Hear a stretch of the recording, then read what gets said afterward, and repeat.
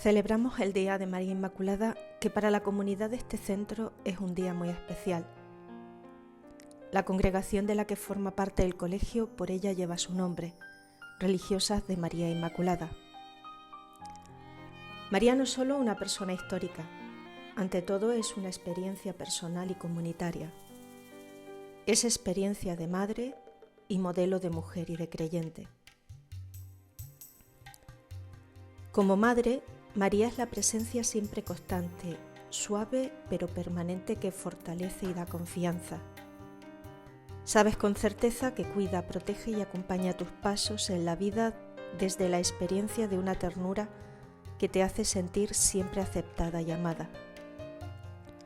Como modelo de mujer, María es modelo de mujer libre y valiente que no se deja condicionar por los estereotipos de la época, sino al contrario, sigue su camino sin mirar atrás.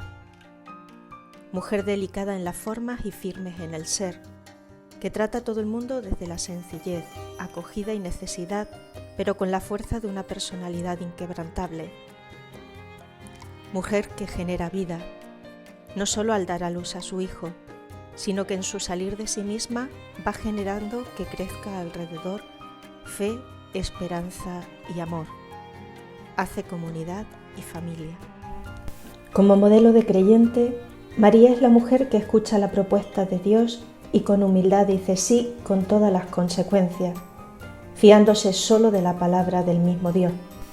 Permanece firme aun en el dolor, las dificultades y la oscuridad de los acontecimientos de la vida.